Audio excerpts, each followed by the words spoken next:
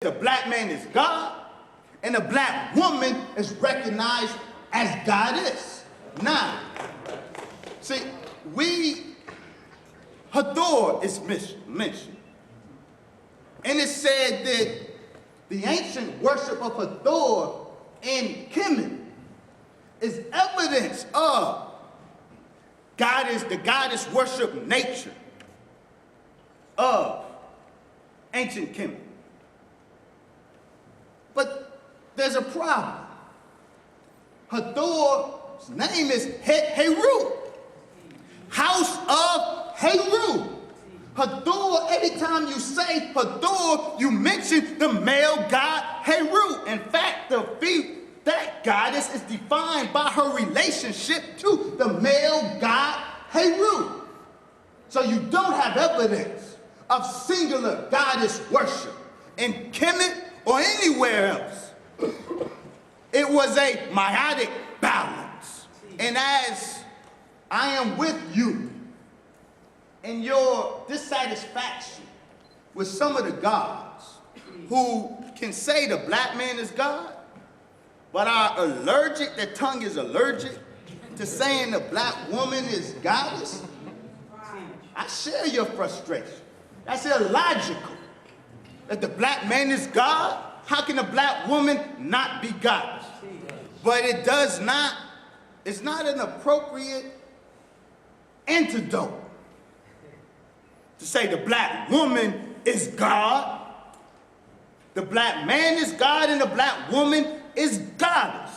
Right. Going from one extreme to the other does not help the situation. Why do I say this? Because some make Islam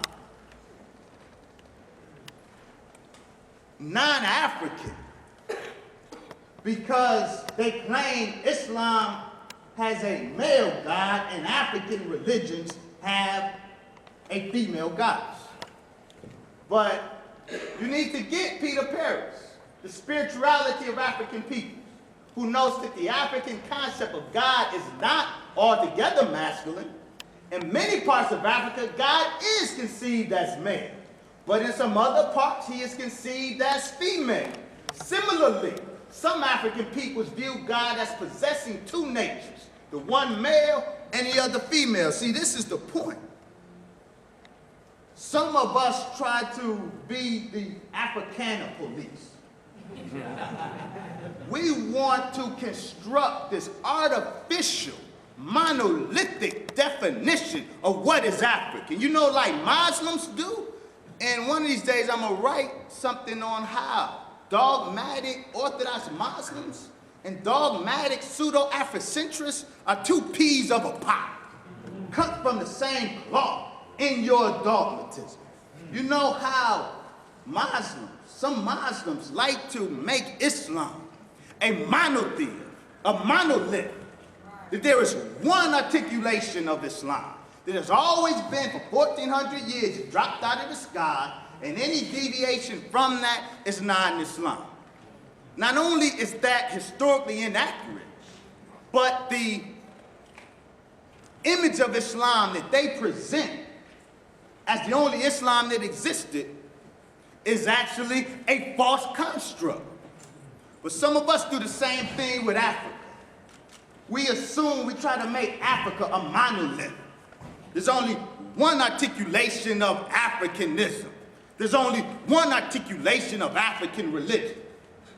The articulation that you construct, and then want to be Afrikaner Gestapo, running up on people who articulate Africanism different from yours and claim that you're not African. That's that non-African talk. And your construction of Africa is demonstrably false. The point is Africa is a diversity. Go ahead. There are African traditions that only acknowledge a male god. There are African traditions that are goddess-centered. There are African traditions that respect the meiotic balance. The Honorable Elijah Muhammad is an African tradition that respected the meiotic balance. As Brother Minister Hafiz recounted, The Honorable Elijah Muhammad told us about the black God and the black goddess. My point is to caution us against assuming Africa is a monolith by constructing this fabricated monolith called Africa and try to use it as a bludgeon against differing interpretations, articulations of what is Africa. Now, Bernard Down, a German scholar. What time? 7:30.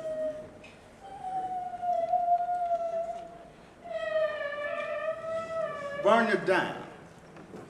I will run through some. Bernard Down studied Proto-Semitic religion, the religion of the Proto-Semites, the first speakers of Semitic religion. And he documented that the God of the Proto-Semites, those first African speakers of that Proto-Semitic language, the center of their religion was a God whose name was written as a biliteral name. It had two phonemes. It's called a glottal stop, making a ah sound, and an L, but not a regular L, a dark L, made a la sound. And the two phonemes together produce Allah. Now, this is important. It's important to distinguish phonetics from orthography. The biliteral Proto-Semitic Allah, transmuted in West Semitic, the cuneiform Allah, Proto-Semitic Allah, the South Arabic biliteral Allah. But in West Semitic, the biliteral Allah grew to a triliteral, ALH. And ultimately in Arabic, with the doubling of the dark L, we get the quadriliteral Allah. Why do I make this point? The biliteral Allah and the quadriliteral Allah are the same God. The orthography changes with migrations, with adaptation, but the phonetics, the God, is the same. Bernard Down tells us that the Proto-Semitic Allah, those Africans who called on Allah, their Allah was a black Allah, represented by that black bull and the black thunder clouds, which associated him with that primordial black matter, from which his black body emerged. There are temples in Arabia today, the remains of temples in Arabia, southern Arabia, that was dedicated to the black Allah, Allah Makam, God, Allah of the intense waters, we are told. Here, the ancient Bahrain temple from Yemen, dedicated according to the scriptures to Allah Makam, the black God, represented by the bull, and on the temples is the symbol of a crescent moon and a solar orb. Those who try to make Allah a moon god point to this image.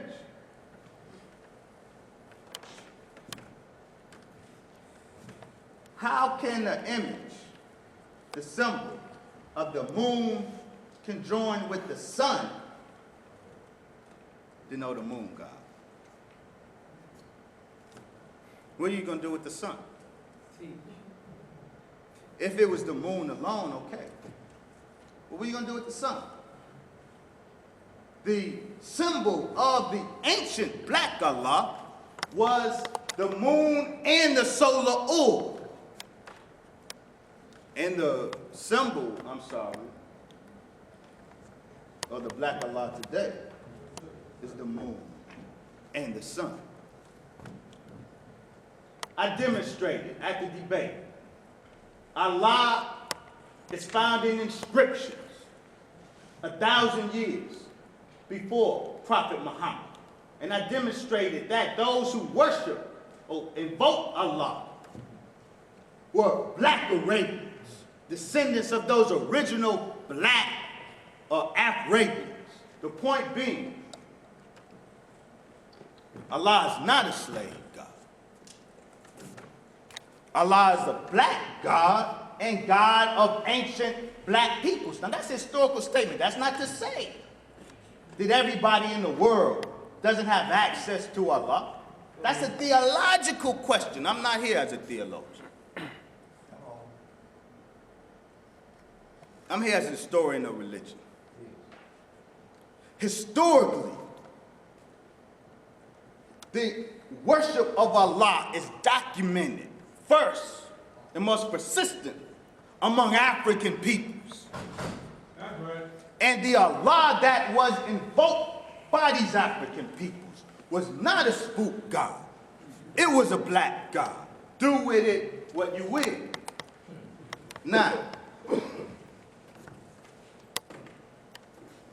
I was asked to give you guys a little break. Let's take a couple of minutes and then get some water. And those who will rejoin us, I will take us up to the time of Prophet Muhammad to show you how black Islam is a quintessential definition of black power. So we'll take what? 10. Blessing. Give it up. Come on, y'all can do better than that. All right.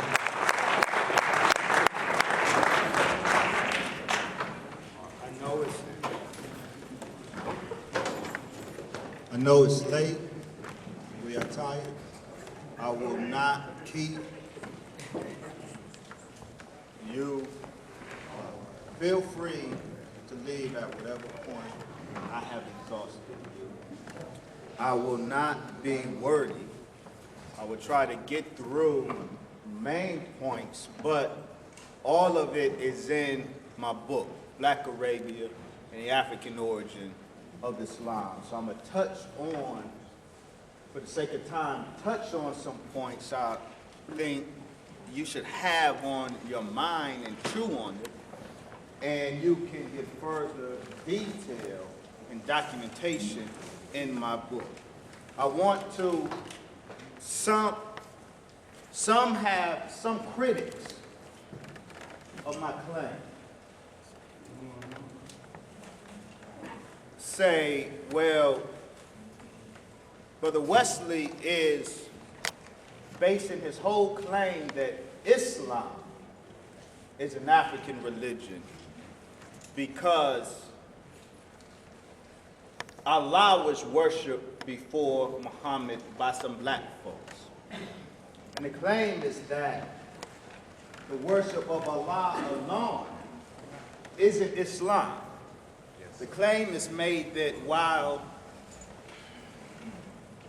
now they are forced to recognize that Allah was worshipped by black folks, before this, Allah was a slave god, foreign to black people, imposed on black people by their slave masters. But now they're forced to deal with the fact of the matter that Islam, that Allah was venerated by black folks, by Africans, before encountering white Arabs. Now the claim is, well, that's not sufficient to say Islam is African. Islam is more than a veneration of Allah. While Allah was venerated by Africans, the system of Islam was organized by white Arabs. I respect that criticism. It's historically wrong, but it's a legitimate criticism or a legitimate question. My claim is that Islam, as an organized spiritual tradition, is African.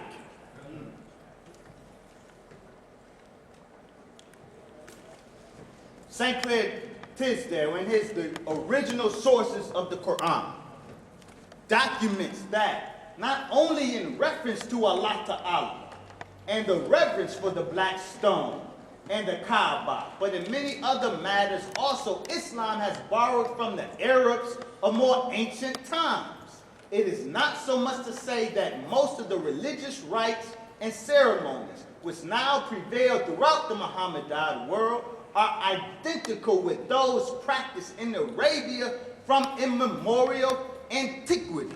The seat of Allah worship pre-Muhammad was at the Kaaba, in the ritual system of the Kaaba, which is the signature of Islam today, was practiced and derives from the pre-Muhammad Arabians. Not just the worship of Allah, but the worship of Allah through the cultic system of the Kaaba originated with the pre-Muhammad black Arabs. And if you don't like Tisdale, Abu Fida in his Tawarik al-Qadimah acknowledges that the Arabs of the time of ignorance used to do things which the Sharia, the revelation, has adopted. They used to make pilgrimage, Hajj, to the house, the Kaaba. Used to visit the consecrated places and wear the ihram and perform the tawaf, the circumambulation around the Kaaba, and run between the sacred hills and take their stand at all the stations and cast stones at the devil in the valley of Mina. What Abu Fida just enumerated was the rituals associated with the signature of Islam in the world today.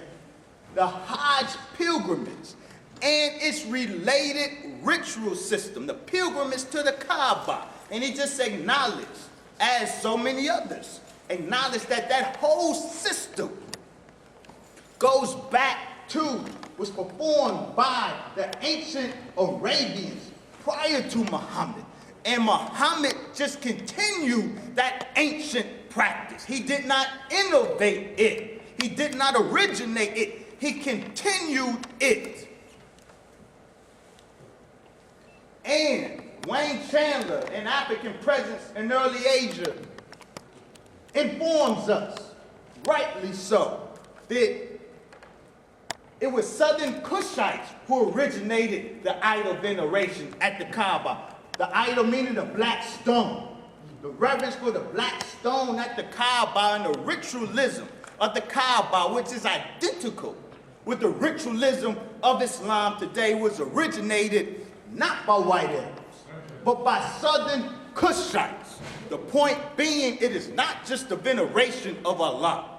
It goes back to pre-Muhammad. The whole system that is identifiable as Islam today goes back to pre-Muhammad black folks in Arabia. That's why I say Islam, not just as a veneration of Allah, but the veneration of Allah through the cultic system of the Kaaba, pre-existed Muhammad and originated by Africans. And I'm gonna run through this, but as I noted at the debate, some of the black tribes called their participation in the worship of Allah through the cultic system of the Kaaba, they called it Islam before Muhammad. I know the Banu Himyar asked Kister in a very important article documenting the pre-Muhammad ritual practices centered at the Kaaba, in particular the practice of Talbiyah, of invoking Allah, oh Allah, here I am and I all thus present. That invocation that took place at the Kaaba prior to Muhammad, the Banu Himyar in their Talbiyah acknowledged that they said that their veneration of Allah through the cultic system of the Kaaba was Islam. So we have, who are the Banu Himyar?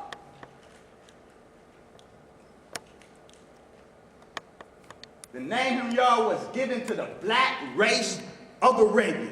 Banu Himyar was the quintessential pre-Muhammad black Arabian tribe, and they called their veneration of Allah through the cultic system of the Kaaba. They called it Islam before Muhammad. These are Africans in Arabia on the eve of Prophet Muhammad's movement who worshiped Allah through the Kaaba and called it Islam. You are wrong when you say Muhammad originated Islam. I don't make that claim just on the basis of ancient inscriptions of Allah. Not just the worship of Allah, but the whole system that is recognizable as Islam today. Even the naming of that system, Islam, predates Prophet Muhammad.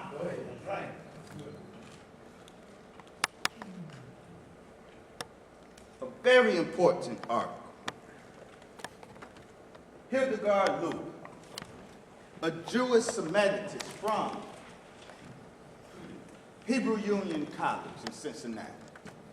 She published a very critical article in Archive Oriental in 1950 called The Origin and Significance of Magan Dawood, a comparative study in the ancient religion of Jerusalem and Mecca. She studied the ancient religion, or the religion of ancient Jerusalem and ancient Mecca. And she discovered that the two were the same. The religion of Jerusalem, ancient Jerusalem, and ancient Mecca, the Semitic religions, were the same in terms of structure. She found that they were both centered on the worship of a black God. And she said, she noted that this worship of this black God of ancient Mecca and Jerusalem took place through the veneration of the God through a stone, a black stone that was deemed a part of the body of the God. And that the worship took place in a rectangular shrine over which was a black tent. So the ancient religion of Mecca and Jerusalem centered on the worship of a black God represented by a black stone that denoted a particle from his black body. And this worship took place in a black shrine over which was a black tent. And she tells us, she makes the appropriate connection. She says the black stone was thought to be a part of the body of a great God in the form of a black meteorite. A piece of the deity's astral body was visible to the congregation at all times. This is why the veneration, the cultic ritual centered on the stone, because that stone gave visual access to the body of the black God. Why is this important?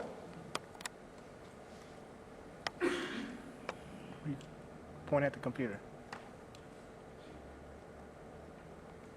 It was no break with the ancient religion of Mecca when Muhammad set up the black stone in a place where it was accessible to the eyes and the lips of the worshipers.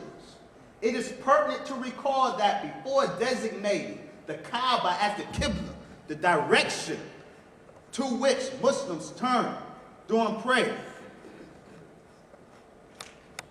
before designating the Kaaba as the Qibla, Muhammad ordered his followers to turn their faces in prayer toward the sacred rock in Jerusalem. The significance of this command becomes apparent if it is kept in mind that the Qibla is an outgrowth, the practice of praying in a particular direction where a sacred relic, in this case a stone, is. That practice is an outgrowth of the belief that man can address his prayers only to a being visible to the eyes. In the famous Hadith of Jibril, the angel Gabriel asked Prophet Muhammad, peace be upon him, what does it say? He says it is to worship God, worship Allah, as if you see him, But if you see him not, surely he sees you. See, proper worship in Semitic tradition, proper prayer was thought to be done only when you can visualize the God in your mind to focus your prayerful thoughts, making them more effective. Where you going? Go back. Hold on. He says, it is to be kept in mind that the Qibla is an outgrowth of the belief that man can address his prayers only to a being visible to the eyes. When praying, the worshiper turned his eyes either to the heavenly body itself or, in its absence, to the stone or statue representing it on earth. If, however, he was not present in the town where a sacred stone, assumed to be a part of the deity's astral body, was visible to the congregation, he still turned his eyes in the direction of this sanctuary, it being supposed that, having visited and inspected the deity's body on the occasion of the annual pilgrimage, he could visualize it and thus address his prayer to it, even from a distant point or locality. So the practice of turning prayers to a black stone, sitting in a rectangular shrine, over which is a black tent, that's an ancient Semitic tradition, which has at the center of it the recognition and the veneration of the black body of that God. Now, please. My brother, Dr. Reverend Phil Valentine, in his lecture on Islam, he mentions that the silver casing, this is the black stone, he mentions that the silver casing looks like the vagina of a woman. And he is absolutely correct. Let's get a little deep into the Semitic symbolism. Actually, it is representative of the dilated vulva of a woman. And the stone, the black stone, the crown on the head of a newborn baby. But who is that baby? See, the Kaaba was called, in Arabic tradition, Muslim tradition, little lady. The Kaaba was feminized in pre-Muhammad and post-Muhammad Arabic tradition. The Kaaba was.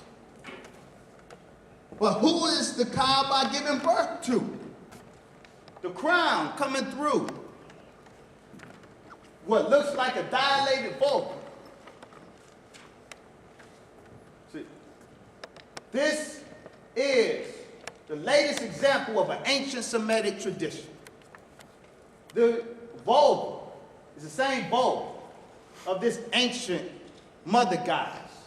And the crown emanating from her legs of the male god is, in terms of, is mythologically the same as the crown of that black god emanating from the vulva of little lady.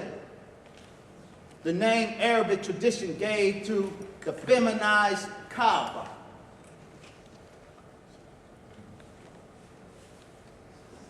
And it's that black God born from the black mother.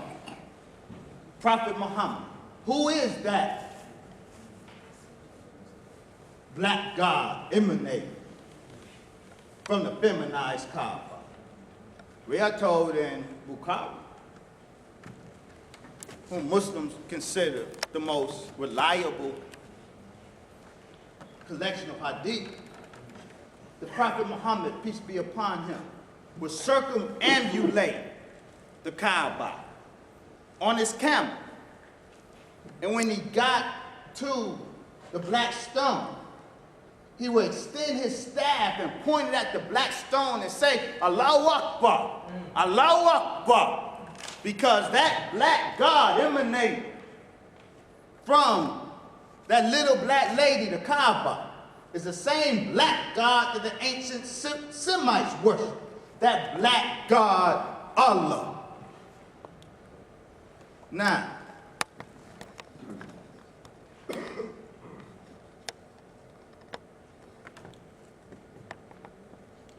bring it up to Prophet Muhammad and his reform movement.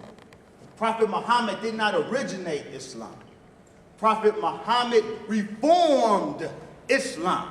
His was a reform movement and, in a sense, a revolution in Arabia. He sanitized an ancient system. He didn't originate it, but we want to be clear of the actors. See, Dr. Chancellor Williams, in his book, The Destruction of Black Civilization, says, for the Arabs themselves are a white people, the Semitic division of Caucasians. This quote is in his first edition, published in 1974.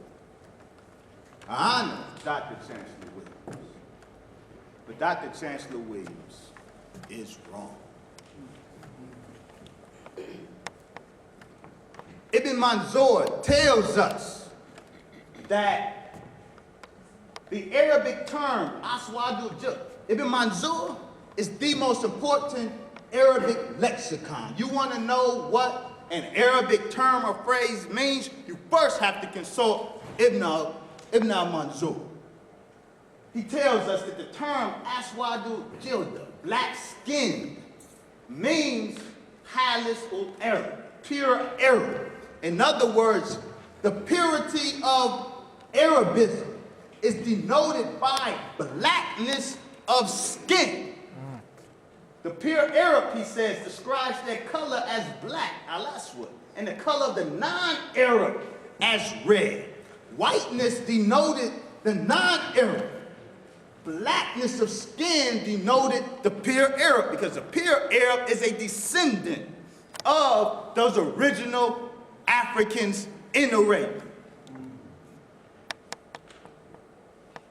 Al-Mubarak, 9th century Grammarian. The Arabs used to take pride in their darkness and blackness, and they had a distaste for a light complexion. And they used to say that a light complexion was the complexion of the non-Arabs. These black Arabs glorified in their blackness and had a distaste for white complexion because it was foreign to Arabia. And Al-Jahiz tells us the Arabs pride themselves in their black color. The Arabs at the time of Prophet Muhammad, the pure Arabs, were denoted by their black complexion. And non-Arabs were noted for being white, but they weren't called white. They were called red. Red denoted white skin in ancient Arabic tradition. White, abyad, denoted luminosity, not chromaticity. The hadith says Muhammad is a white man. That means he has a luminous complexion. The hadith also said his color was dark brown. If you want to say Muhammad is a white-skinned man, you call him red, humble. But it's not said that he is red. It's said that he is dark brown and he is a Raju Abyad, a white man, meaning a man with a black complexion that glows. The mistake that is made is imposing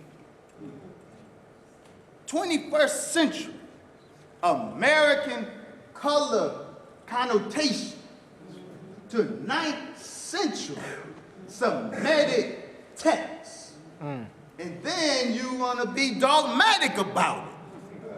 I put the information out there, showed the Arabic, But some of these people still want to get on YouTube and argue, knowing you don't have access to the necessary primary source. On what basis are you arguing? Your dogmatism.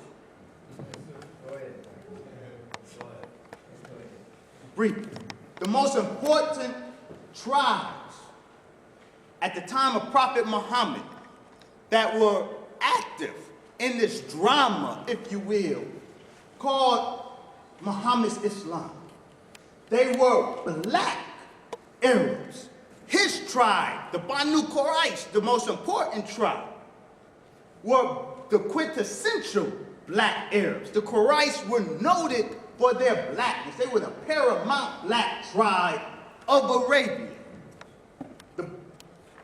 In Islamic history, we learned that Prophet Muhammad originated in Mecca, but at a time was forced to flee to Medina.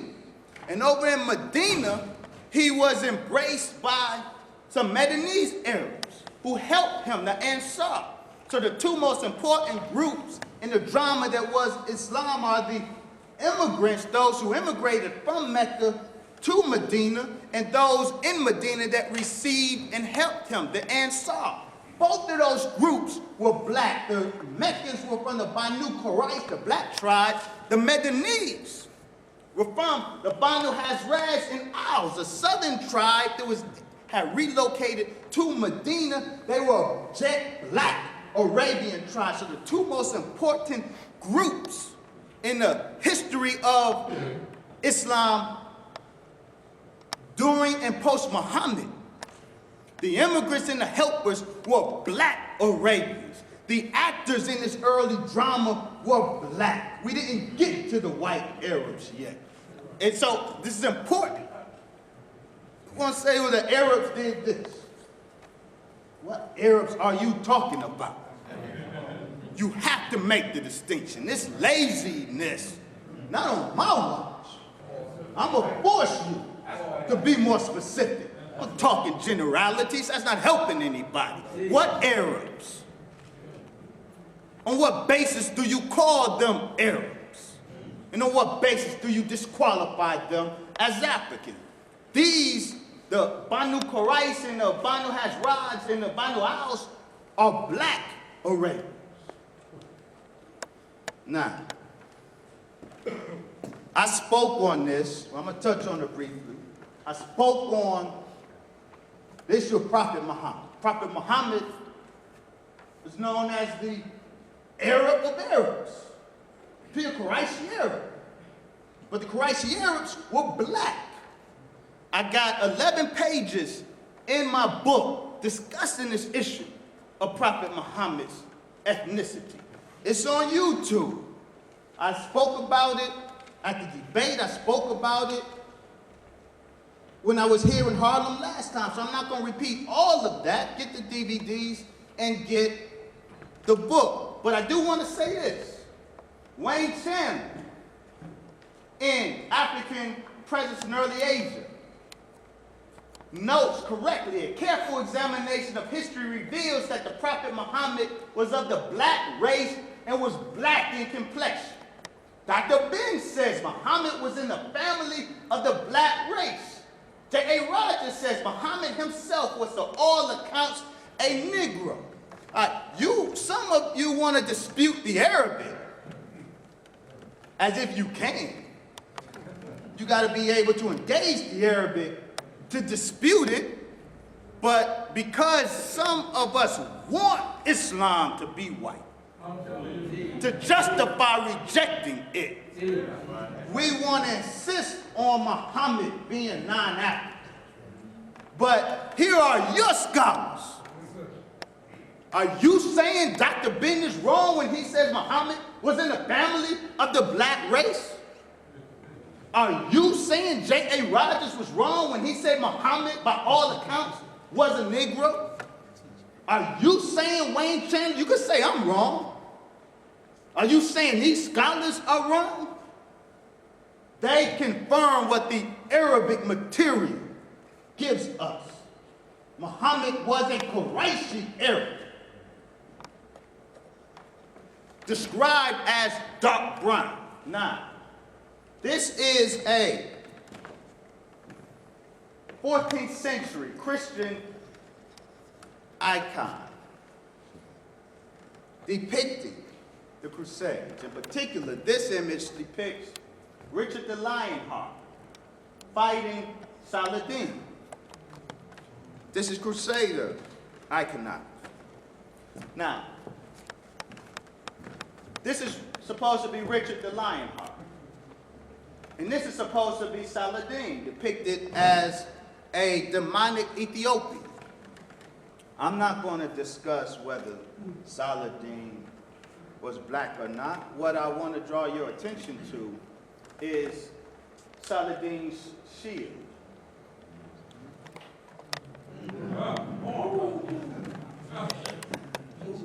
There's a head of a black man on Saladin's shield. According to the Christians, according to the Crusaders, do with it what you will. I'm not saying that they're right or wrong, but this is their depiction. According to the Crusaders, the Muslims that they fought would march in battle with images of Prophet Muhammad on their standards.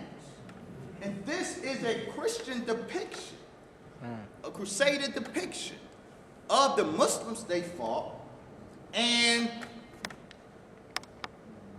the standard with Muhammad on it. So for some reason, the Crusaders believed that the Muslims they fought honored a black Muhammad. Now I was going to talk about this bogus claim that Prophet Muhammad didn't exist, or Walter Williams. I want to speed through to get, I want to keep you forever.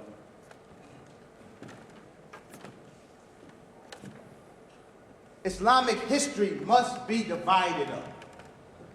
Beloved,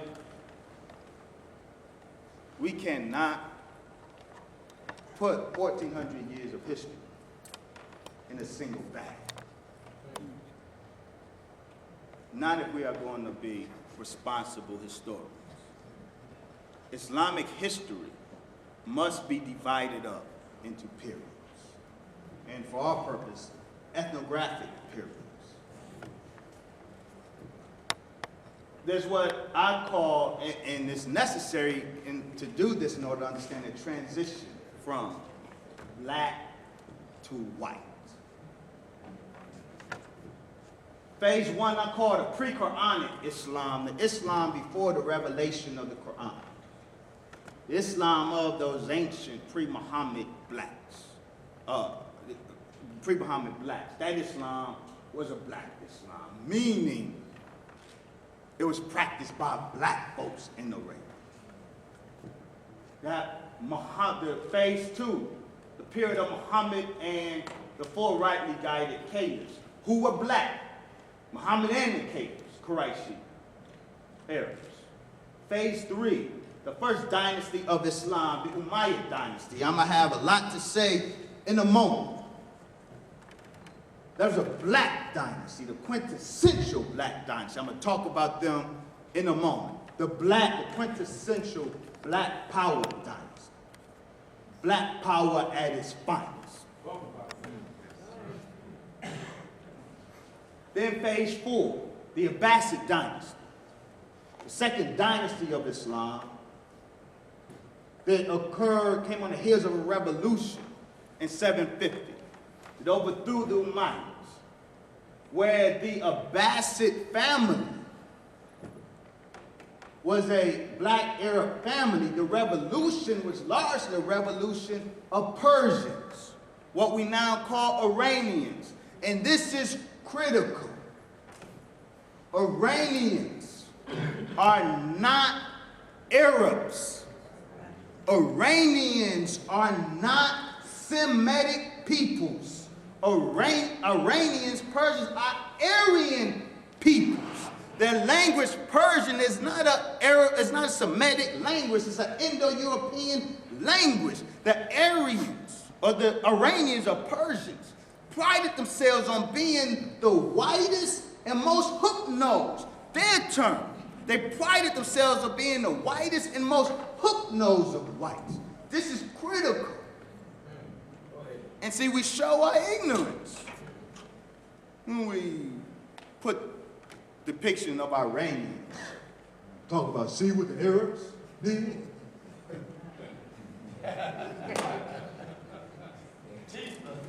Iranians, Persians are Indo-Aryan peoples. They are the descendants of those Indo-Aryans that entered the Indus Valley and perpetuated the black Holocaust among the black folks of the Indus Valley, in which they joyed in flaying the black skin of the black folks in the Indus Valley, and they put in their sacred literature that they flayed the black skin of the dreaded black gods. The Persians are the direct descendants of that Indo-Aryan group. That is critical to understand, because it was the Persians that were the engine behind the Abbasid Revolution that decimated the Umayyads, the Black Dynasty, and this ushered in a completely different Islamic sentiment. It ushered in a completely different racial ethic, because the Iranians, the Persians at that time were very hateful of black people.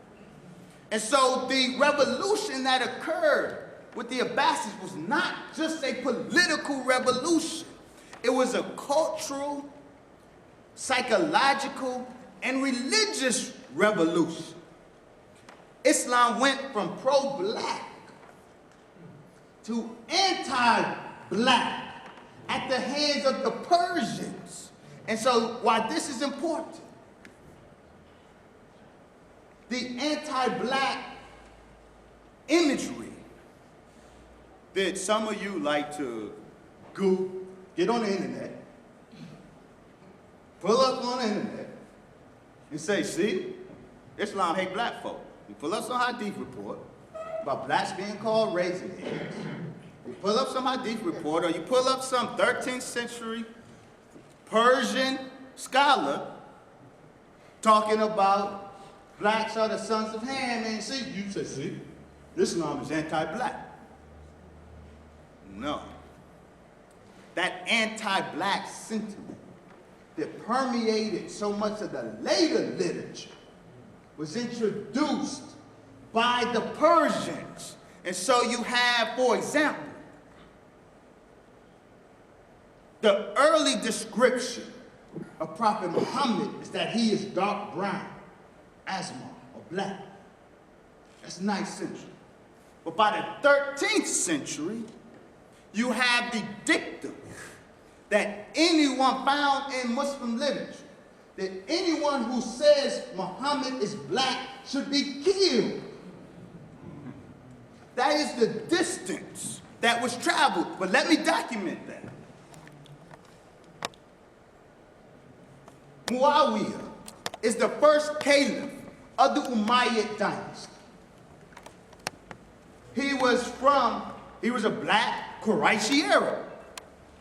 He said, he's talking about these non-Arab whites in his kingdom.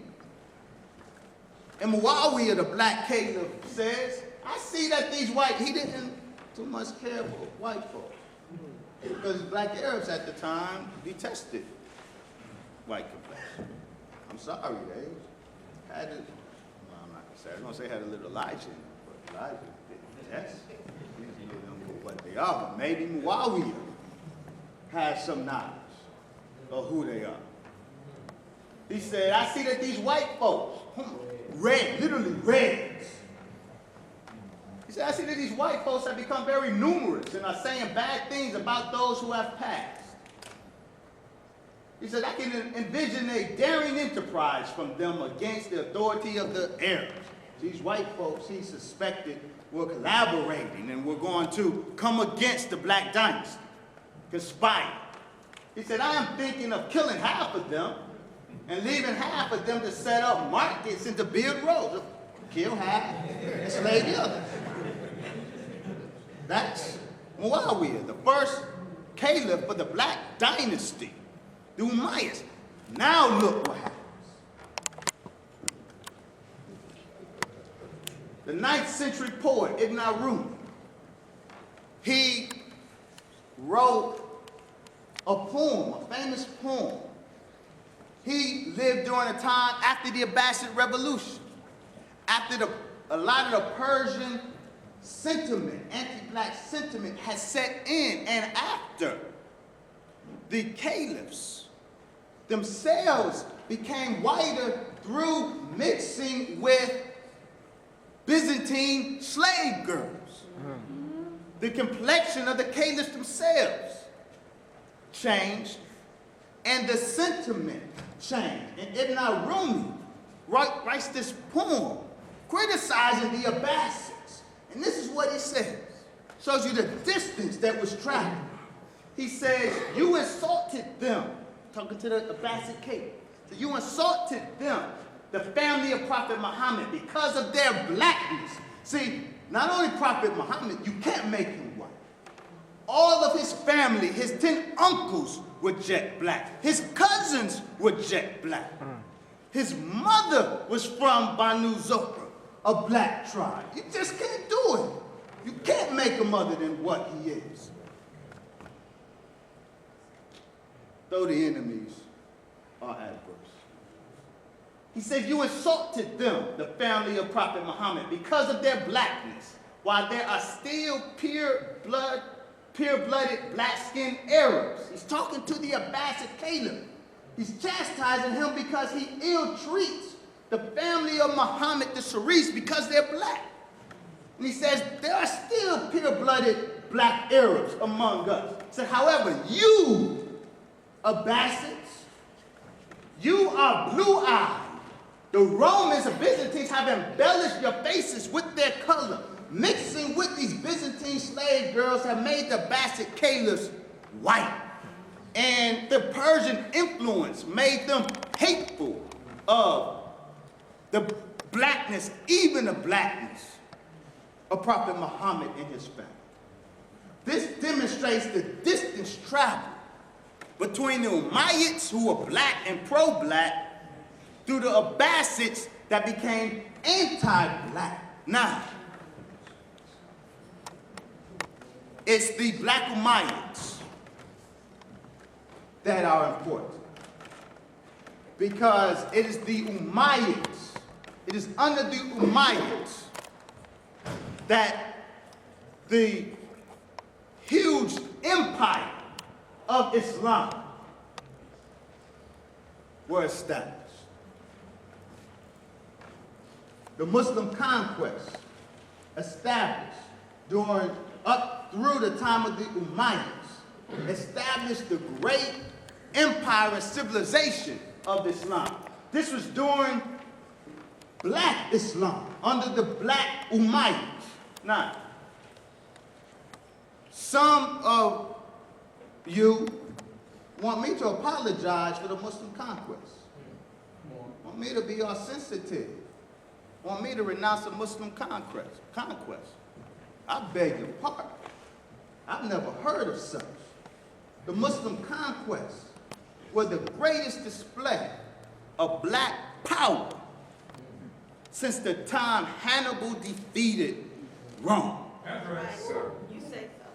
I make no apologies for the Muslim conquest. This is the empire. This is the empire that was established. Let's be clear. It was black soldiers who were the Muslim armies under the leadership of black generals. This wasn't a white era conquest. So yeah, did the conquest involve some black on black conflict? Yeah, it did. You know. Hannibal didn't only fight white folks. Shaka Zulu didn't only fight white folks.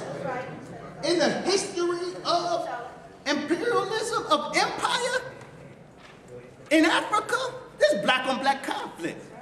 And I've demonstrated that with Kemet. But I'm gonna talk about Kemet's imperialism and explain to you why I make no apologies for black Muslim imperialism. And if you talk about black power, don't ask me to apologize for the greatest display of black power. Let's be clear, the armies responsible for the Muslim conquest, they were described in the Far East in Chinese records and in the Far West in Iberian or Spanish records. And in both cases, from the extreme east to extreme west, the soldiers, the conquerors, were described as black. The Arab, from the Chinese source, the Arab men have high noses and are black and bearded. The Song of Roland, written in the 11th century, Roland was a champion of Charlemagne's Frankish army, who fought the Moors in the 8th century and was defeated. Roland described the black Arab Muslims that the Muslims that he fought, the Arab Muslims that he fought, as black as melted pitch, boards blacker than the blackest ink, no shred of white on them except their teeth. These were the black Muslim conquerors. And 14th century depiction of Romans fight with those black Muslim armies. Here is Roland, white, and his black armies. The Muslims whom he fought were black. Those conquerors were black conquerors. They weren't white Arabs conquering the black world. Now, this is critical. At the time of the conquest, the world was under the rulership of a white power structure. That white power structure had two pillars. One pillar based in the Byzantine Empire. The other pillar based in Persia, the Sasanian Empire, who were Zoroastrians, who were Persians. And the Byzantines and the Sasanians, the Romans and the Persians had ruled the world for 600 years. They ruled North Africa. They ruled Northern and Eastern Arabia. They ruled Europe. They ruled Persia. It was the Muslims who toppled the Byzantine and Sasanian Empire, decimating the white power structure. Persia was brought down by a black Arab, Sa'd ibn Abi Waqqas, described as tall and black, Muhammad's uncle. He is responsible for decimating the Persian Empire. And Persian Iranian nationalists today loathe Sa'd because they accuse him rightfully of destroying Sasanian civilization. He was a black Muslim that toppled the white power structure based in Persia, or the pillar of the white power structure based in Persia. Syria was taken by Abu Lawal ibn Sufyan. But more important, the Syrian expeditions that overthrew the Byzantine was led by a very important man. The first, Saifullah, the sword of Allah, Khalid ibn al-Walid. Khalid ibn al-Walid, after whom our brother, Dr. Khalid Abdul Muhammad was named, was a black Muslim. You know how he got his name? Saifullahi? because he killed upwards of 70,000 Persians in one expedition. It was after that he was called the sword of Allah. This was a black Muslim. So you who claim to Khalid,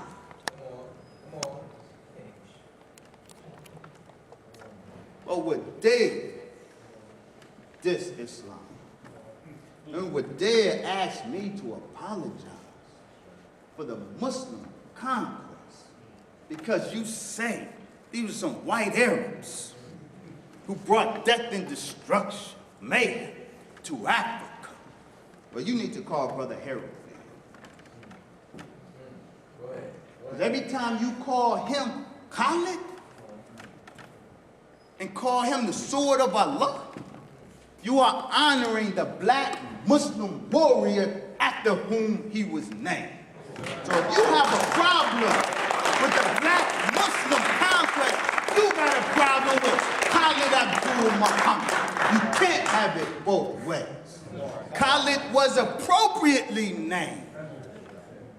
He was a black Muslim warrior, and his namesake, Khalid ibn al-Walid, was a black Muslim warrior, which is why I am profoundly humbled by the Saiful Islam Award, Dr. Khalid Abdul Muhammad Award that you honored me with. I only pray, though I'm sure I can only fail in trying to live up to not just the legacy of Khalid Abdul Muhammad, but Khalid ibn al-Walid.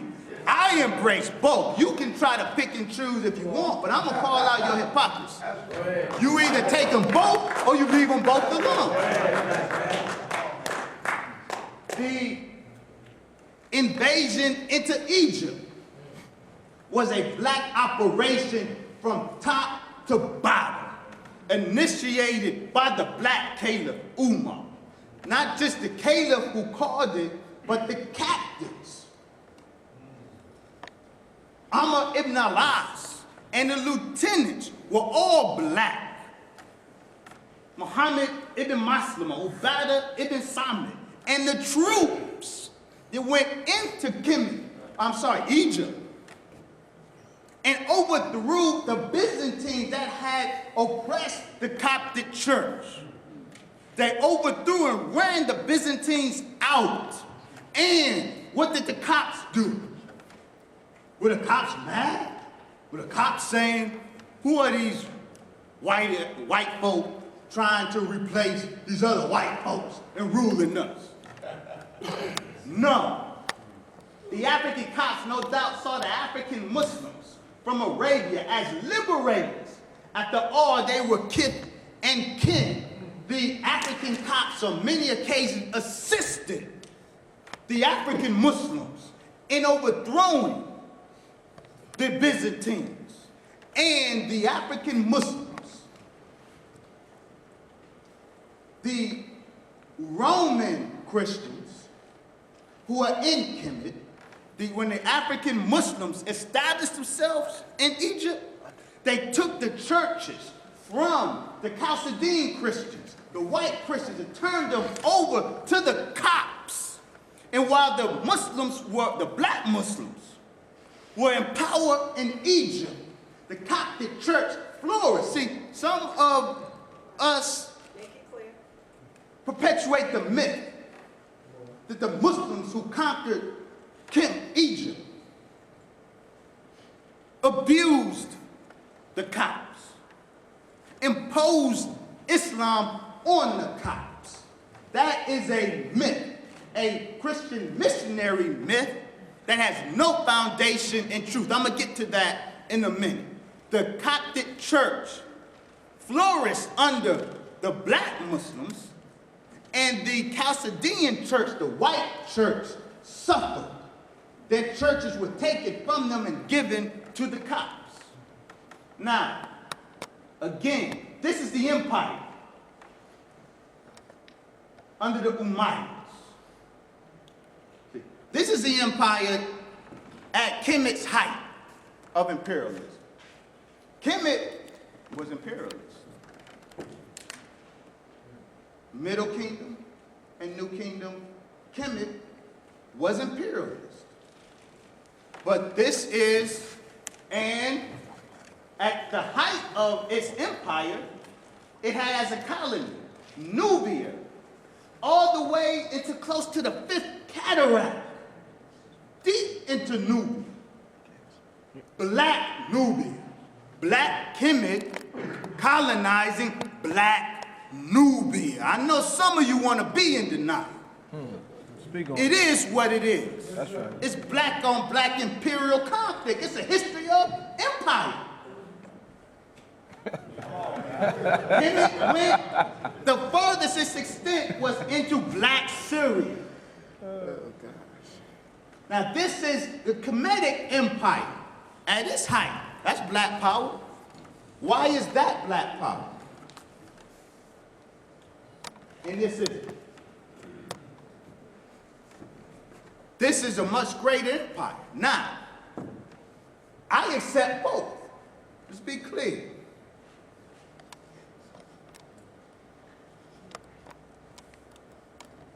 I recognize the value of Kemet. I don't make these comparisons to say, leave Kemet alone. I make these comparisons to expose some hypocrisy. We can embrace Kemetic imperialism. We can be proud of Kemetic power, but then you want me to reject this power. No, this is black power at its finest. There hasn't been a black empire that extended that great on the world scene. And all of this was done when Islam was black during the Umayyad period.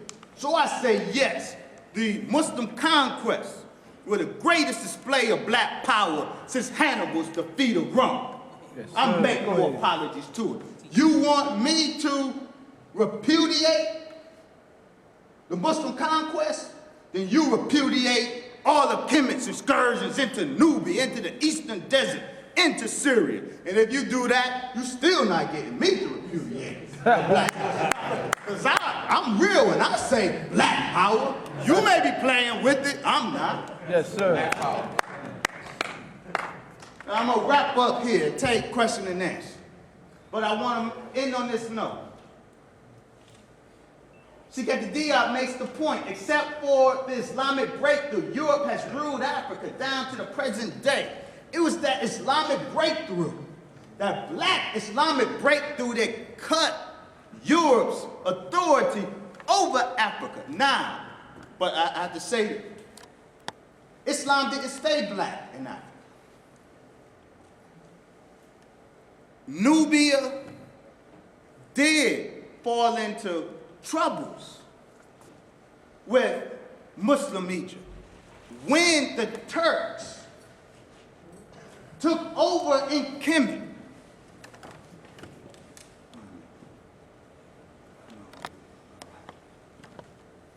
After the Abbasid Revolution, the Abbasids were destroyed in 1258. From that point on, Islam was Turkish, was white. The Seljuks and then the Ottomans. From that point on, all of Islamic history is white history. And that's when slaving on a grand scale was undertaken. Before that time, there was slavery, but most of the slaves were white. I got the documentation. It's in my book. I got it here, but I'm not going to go through all of the slides. For 1,000 years nearly, most of the slaves were white. It was in the 14th century that the slave demographic began to change under the Turks and more primarily the Ottomans. The Ottomans, these white Turks, started focusing on black slaves in Nubia. When Muslim Egypt was still black, the Nubian church flourished. But then the Turks took over, the Mamluks in Egypt. And then the Fatimids, and the game changed. The whites played out their racist aggression against Nubia. They started taking slaves. But it's important that we distinguish the periods of Islam, the first 100 years. Black Islam and Black Nubia were friendly.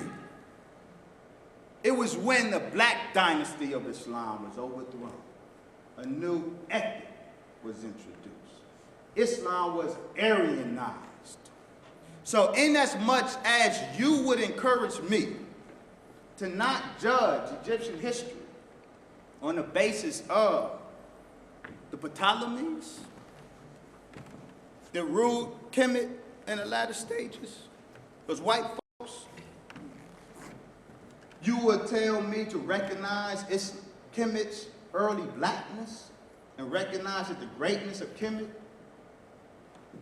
was carried through by the Black Commissions. I submit to you that when you talk about Islam, you are right to bang on what Turks and Persians and others did in the name of Islam. They're racism. But don't try to sell me the lie that Islam is a white Arab religion because you find some documents about white Muslims mistreating black folks.